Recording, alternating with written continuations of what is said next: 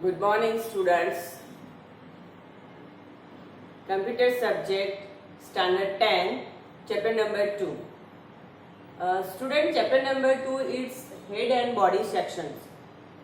You learn very well what is HTML. I just give some introduction or a revision of chapter 1.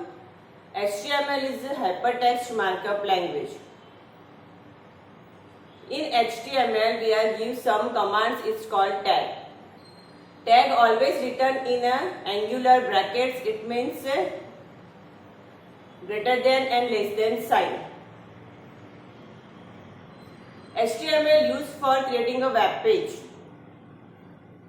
You know what is a web page? Always you view any website. You can use Google Forms. The page of a website is called web page. And the language used for creating a web page is HTML, hypertext markup language. Some basic formatting tags are bold, italic, underline, sub, super. It means B, I, U, SUB, SUP. Are you learned it very well? Now we move on chapter number 2. Chapter number 2, standard 10, computer subject, chapter number 2, head and body section. HTML structure divided in two parts. First of all is head and second one is body tag. Head is also known as title section. HTML structure divided in two parts, which are first is head section,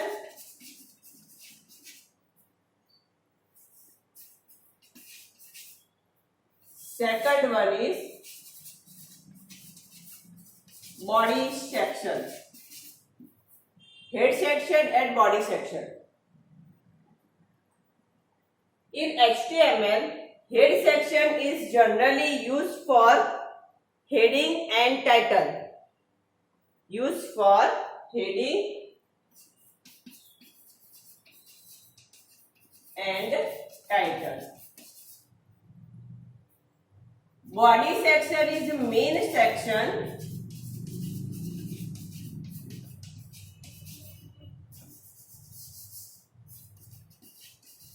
We can include paragraph. It means text, picture, table, list, hyperlink, whatever we want. All are things included in a body part. So in HTML structure, body part is very important for us. Now we discuss first of all head section in brief. We discuss head section in a brief. Why we use head section? When we open any window, any file, first of all we have read a file name or a program name. File name and a program name are displayed in a title bar. You know very well the window description. First of all, the top of the bar or top of the area in any window is called title bar. Then next we have a heading. For example, my title is computer subject. Heading is chapter 1. My title is computer subject. Heading is chapter 1 or 2. And then I write a chapter name, head and body section. Same way, we want to display heading or a title in my web page. So I use head section. Very clearly. When I want to display any title or a heading on my web page, then I use head section. It's not enough of head section used. Head section also used for scripting, also used for description tag, also used for keywords and comments. Head section use keyword, comments, scripting and base programming.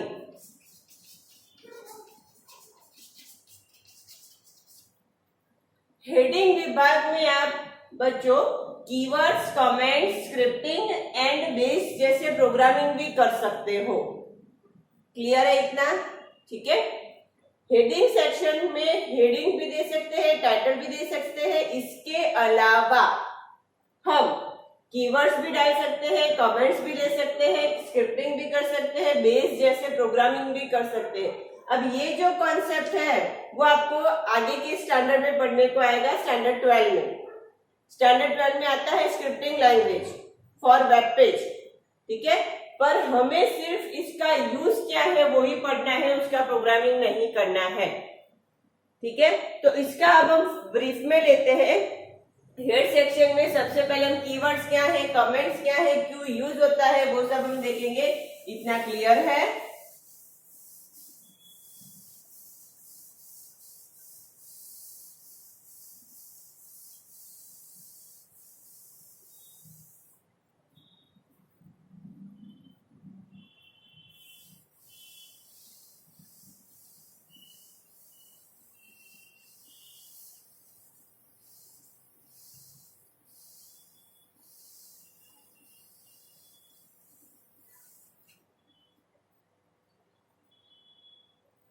The head section contain additional information of the HTML document.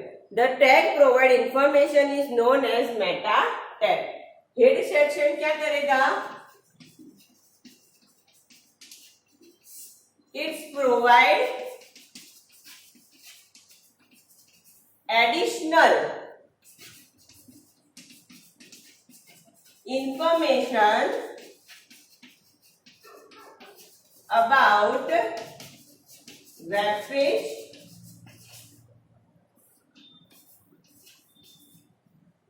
it's called meta tag. हम जो web page बनाते हैं वो web page का additional description लेना है, additional information लेना है, तो वो हमें कौन देता है? Meta tag. और मेटा टैग हमें कौन देता है? Head section. कौन देता है? Head section.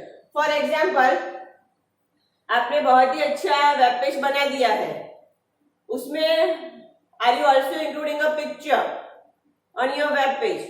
Picture comes from any website, another website. ठीक है, आप किसी और वेबसाइट से पिक्चर लाते हो, फिर वो कौन सी वेबसाइट से लाए हो वो आपको रेफरेंस में डालना है।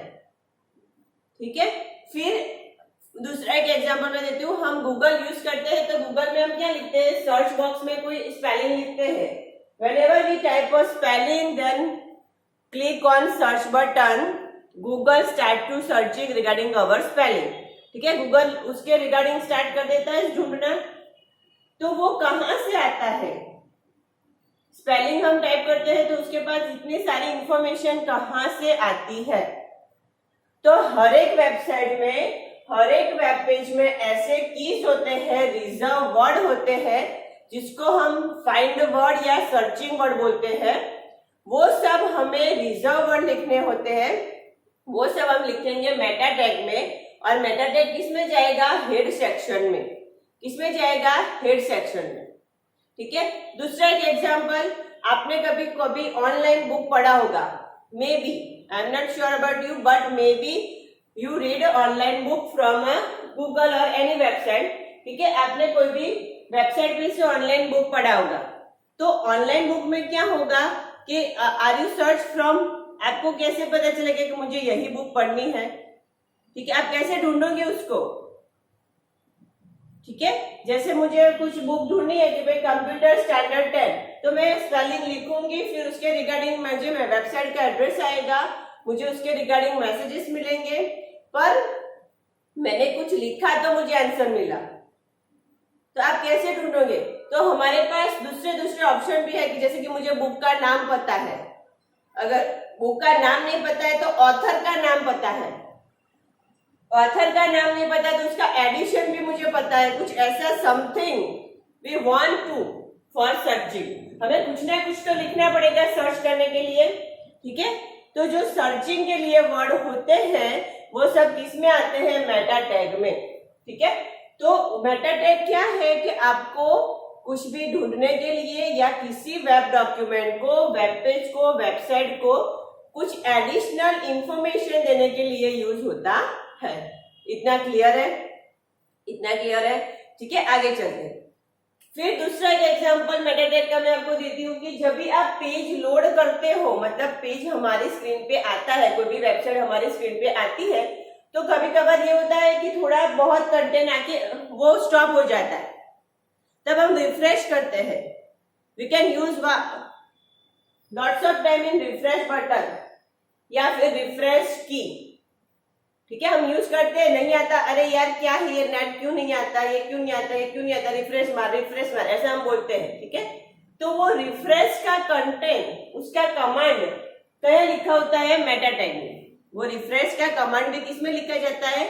मेटा टैग में। और मेटा टैग किस में लिखी जाती है? हेड सेक्शन में। तो आपको पता चल गया होगा, now you are clear what is use of head tag section. It's not just for heading or a title. It is used for including additional information or a description of our website or a web page. Clear है इतना? ठीक है। अब हम उसका थोड़ा sentence देखते हैं कि मेटा टैग कैसे लिखे जाते हैं, ठीक है। एंगुलर ब्रैकेट में हम टैग लिखते हैं, तो मेटा टैग कैसे लिखे जाएंगे, ठीक है। तो उसमें सबसे पहले आएगा डिस्क्रिप्शन, फिर कंटेंट, ठीक है। उसका एग्जाम्पल मतलब सिंटैक्स ले लेते हैं पहले। तो सबसे पहले मेरा टैग क्या है? Meta tag. जैसे आप बोल्ड इटालिक कैसे लिखते हो, और उस तरह से मेरा मेन टैग क्या है? Meta tag. तो मेटा, फिर उस टैग का मुझे नाम लिखना पड़ेगा, ठीक है। मेटा एक वो हमारा कीवर्ड है जो हमारा मेन टैग है। फिर उसके हम एट्रीब्यूट लेते हैं। सबसे पहला एट्रीब्यूट आएगा नेम। नेम में मैं लिखती हूं डिस्क्रिप्शन, ठीक है। डिस्क्रिप्शन किसके बारे में? तो वो हम लिखेंगे कंटेंट में,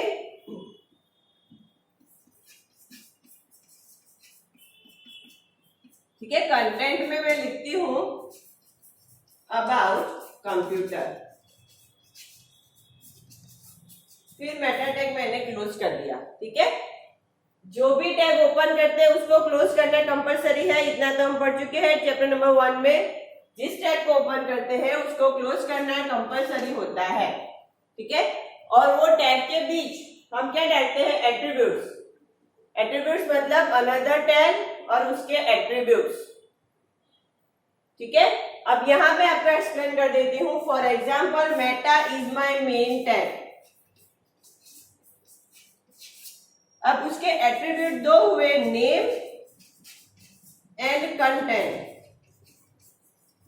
वो क्या हुआ? उसका एट्रीब्यूट, ठीक है। अब ये एग्जांपल, ये सिंटेक्स क्या बताता है? तो मेन टैग मेरा मेटा टैग है, उसका नाम मैंने क्या दिया है? डिस्क्रिप्शन। आप सर्च बॉक्स में जाके डिस्क्रिप्शन लिखोगे तो आपको मैसेज मिलेगा। क्या मैसेज आएगा? कि अबाउट कंप्यूटर। आप डिस्क्रिप्शन लिखो तो वो वेबसाइट का पूरा इंफॉर्मेशन किसका है? तो उसका मैसेज आ जाएगा अबाउट कंप्यूटर, ठीक है। आप कोई भी वेबसाइट बनाते हो तो उसका शॉर्ट में डिस्क्रिप्शन तो लिखना पड़ेगा ना, कि भाई ये वेबसाइट किसके लिए है। क्लियर है इतना? जैसे कि मैं बोलती हूँ स्कूल बैग, तो आप स्कूल बैग सर्च करोगे तो स्कूल बैग रिगार्डिंग इंफॉर्मेशन आ जाएगा, पर जिसने भी वो वेबसाइट बनाई है स्कूल बैग रिगार्डिंग, उन सबने मेटा टैग का यूज करके नेम और कंटेंट में क्या डाला होगा? School bag. तभी तो वो सर्च कर पाएगा किसी कीवर्ड के थ्रू। क्लियर है इतना? ठीक है, तो ये हुआ मेटा टैग का एक बेसिक एग्जांपल। मेटा टैग के एट्रीब्यूट में हमने नेम लिया और डिस्क्रिप्शन लिया, जिससे हम कोई भी शब्द फाइंड कर सकते। अब उसमें अगर ऐड करना है ज्यादा कुछ तो हम ऐड भी कर सकते हैं कि ऑथर नेम, ठीक है। जैसे कि मुझे ऑथर के नेम के हिसाब से जाना है, यहां तो मैं नेम में क्या लिखूंगी, मुझे सर्च करना है ऑथर नेम के हिसाब से, तो मैं नेम में क्या लिख दूंगी, ऑथर। ठीक है, मैंने नेम में क्या लिख दिया, ऑथर। अब कौन से ऑथर का मुझे पढ़ना है तो वो मैं किस में लिखूंगी, कंटेंट में। वो मैं किस में लिखूंगी, कंटेंट में। जैसे कि MK गांधी, गांधी जी के रिगार्डिंग कुछ बुक मुझे पढ़नी है या उन्होंने जो लिखी है वो बुक मुझे पढ़नी है, तो मैं क्या लिखूंगी, MK गांधी। क्लियर है? ठीक है, अब मैं गूगल में सर्च करूंगी कि ऑथर, तो भी मुझे रिजल्ट मिलेगा, MK गांधी लिखूंगी तो भी मुझे रिजल्ट मिलेगा। इतना क्लियर है? ठीक है, अब हम बात करते हैं रिफ्रेश की। ठीक है, रिफ्रेश की हम बात करते हैं। तो जैसे कि हमने कोई वेबसाइट ओपन की है, वो नहीं आ रही है, तो हम उसे रिफ्रेश करना चाहेंगे, तो उसके लिए हम टैग बनाएंगे Meta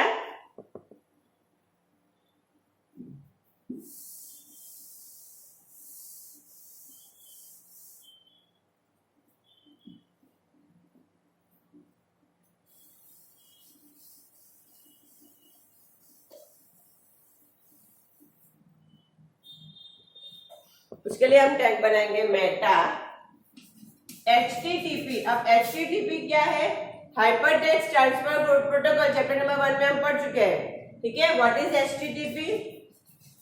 HTTP is hypertext transfer protocol. ठीक है, HTTP is hypertext transfer protocol. What is hypertext? तो जो हम फॉर्मेटिंग करते हैं उसके साथ वाली टेक्स्ट, रेगुलर सिंपल टेक्स्ट नहीं, फॉर्मेटिंग वाली टेक्स्ट, जिसमें हाइपरलिंक भी आता है। मैं नेक्स्ट बटन पे क्लिक करती हूँ तो मेरा दूसरा पेज ओपन होता है। Whenever I click on previous button I move on previous page. So we want a hyperlink to jump one page to another page, or it means on a next page. So we use hypertext. It's called hyperlink. Or including all hypertext and all formatting, one of the protocol is used is HTTP, Hypertext Transfer Protocol. Clear है? आपके पास जो भी website में content है, वो website को, वो web page को आपको डिस्प्ले में लाना है, मतलब देखना है। तो उसके लिए एक प्रोटोकॉल आता है, वो है HTTP। अगर आपने कभी ऐसा नोटिस किया हो कि आप जब भी कोई वेब पेज का नाम लिखते हैं, फॉर एग्जांपल www.google.com, ठीक है, इतना आपने लिख दिया, फिर जब आप एंटर देते हो या गो बटन पे क्लिक करते हो तो क्या होता है, वो आगे जो एड्रेस बार में अगर आपने नोटिस किया तो www की जगह हो जाता है HTTP या HTTPS। ठीक है, क्या हो जाता है, HTTP या HTTPS। इसका मतलब क्या है कि आप जो वेबसाइट खोलोगे, जो भी वेबसाइट आपने लिखा है, जो एड्रेस लिखा है, उसमें हाइपरटेक्स्ट का यूज किया हुआ है। मतलब हाइपरलिंक भी हो सकता है, उसमें टेबल भी हो सकते हैं, फॉर्मेटिंग भी हो सकता है। ठीक है, ये सारे प्रोटोकॉल्स है। प्रोटोकॉल्स क्या है, तो वेबसाइट के जो रूल्स डिसाइड करता है उसको क्या बोलते हैं, प्रोटोकॉल। मैं आपको लाइव एग्जांपल देती हूँ व्हाट इज द प्रोटोकॉल उसके रिगार्डिंग। हम सिंपल टेक्स्ट मैसेज करें तो उसको क्या बोलते हैं, SMS। पहले जब स्मार्टफोन नहीं थे तब हम क्या करते थे, SMS कर जो, मैसेज कर जो, यू बोलिए छापो। ओके, भी हम ऐसे बोलते हैं कि मैसेज कर जो, SMS कर जो। पर अभी क्या है, व्हाट्सएप में डाल देना, व्हाट्सएप कर देना, तो उसमें फोटोज भी होते हैं, कोई वीडियो भी होता है, म्यूजिकल फाइल भी होती है, सॉन्ग भी हो सकता है, वो कुछ एनिमेटेड टेक्स्ट भी हो सकता है, इमोजीज भी हो सकते हैं। ठीक है, तो वो सब के लिए हम क्या बोलते हैं, व्हाट्सएप करो या MMS करो। MMS नाम सुना होगा आपने। ठीक है, जिसमें ऑल फॉर्मेटिंग इंक्लूड होता है, एसएमएस में सिर्फ और सिर्फ टेक्स्ट इंक्लूड होता है। तो उसी तरह से ऑल फॉर्मेटिंग वाली डेटा आपको वेब पेज पे डालनी है तो हम यूज करेंगे HTTP। ठीक है, आपका सर्वर ऑटोमेटिक उसको HTTP में सेट कर देता है। आगे चलते हैं हमने लिखा मेटा टैग HTTP, मतलब जो भी हमारी वेबसाइट ओपन होगी उसमें हम लिखेंगे equality is equal to refresh, equality is equal to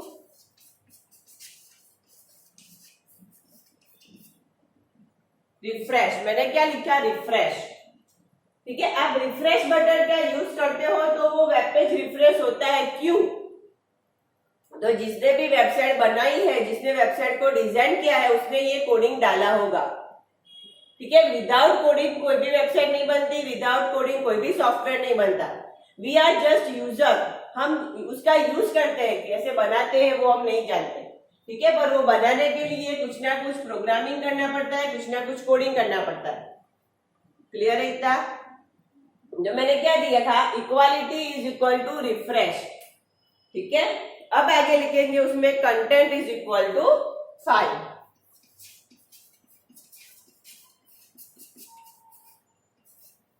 content is equal to 5 मैंने क्यों लिखा है? ठीक है, जैसे HTTP है वो क्या हुआ, मेरा एड्रेस हुआ, website. HTTP is called website. ठीक है, रिफ्रेश एक्टिव होना चाहिए, मतलब रिफ्रेश बटन एक्टिव होना चाहिए। जब भी मैं पेज को रीलोडिंग करूंगी इट मीन्स वो 5 सेकंड में रिफ्रेश हो जाएगा। कितने सेकंड में? 5 सेकंड में। उससे ज्यादा टाइम लगेगा इट मीन्स के वेबसाइट में कुछ प्रॉब्लम है या फिर हमारे नेटवर्क में कुछ प्रॉब्लम है। क्लियर है इतना? यहाँ आप 1 मिनट भी डाल सकते हो, 10 सेकंड्स भी डाल सकते हो, पर इसका यूनिट जनरली क्या आता है, सेकंड्स। फिर से एक बार, there are some meta tags that tell the web page to reload again and again in some times। ठीक है, हम ऐसा चाहते हैं कि कुछ नया कंटेनर हो तो उसके रिगार्डिंग रीलोड होते रहे। ठीक है, तो वो रीलोड करने के लिए हमारे पास कौन सा कोडिंग आता है, तो वो है meta HTTP EQIV, equalities is equal to refresh and content is equal to 5 second. ठीक है, आप सेकंड चेंज कर सकते हो। अभी आपको ऐसा करना है कि कौन सी वेबसाइट रिफ्रेश करनी है, कौन सी वेबसाइट रिफ्रेश करनी है, तो आप इसमें इंक्लूड कर सकते हो पर्टिकुलर वेबसाइट का भी नाम। जैसे कि हम कोई वेबसाइट ओपन करते हैं और the page error, HTTP is not connected, ऐसा कुछ मैसेज आता है। ठीक है, तो हमें भी रिफ्रेश करने के बाद कुछ ऐसे मैसेज डालने हैं या फिर कुछ ऐसी वेबसाइट ओपन करनी है, तो हम लिखेंगे URL इज इक्वल टू हमारी वेबसाइट का नाम। URL के बाद हम क्या लिखेंगे, हमारी वेबसाइट का नाम http://test.com, http://test.com। ये क्या हुआ, ये हमारी वेबसाइट हुई। हर 5 सेकंड्स में वो रिफ्रेश हो जाएगी। क्लियर है इतना? ठीक है, तो ये सारा कोडिंग मैं किसमें लिखूंगी, हेड सेक्शन में। किसमें लिखूंगी, हेड सेक्शन में। दूसरा एक इंपॉर्टेंट आता है हेड सेक्शन में, वो चीज है कमेंट। कौन सी चीज है, कमेंट। अब कमेंट क्या है, हम बहुत बार करते हैं, जब स्कूल में थे तब तो ईच एंड एवरी मोमेंट पे कमेंट करते थे, टीचर्स पे करते थे, हमारे कोई प्रिंसिपल हो उस पे करते थे, फ्रेंड्स के लिए कमेंट्स करते हैं। ठीक है, तो कमेंट्स क्या है, तो comments is allowed to provide additional information to the HTML code. और कमेंट्स भी क्या है, एडिशनल इंफॉर्मेशन प्रोवाइड करने के लिए ही यूज होता है, पर वो हमें वेब पेज पे दिखेगा नहीं। ठीक है, फॉर एग्जाम्पल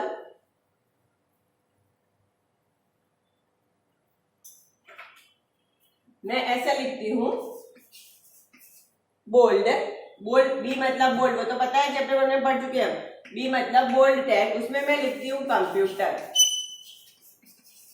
फिर मैंने बी टैग को क्लोज कर दिया।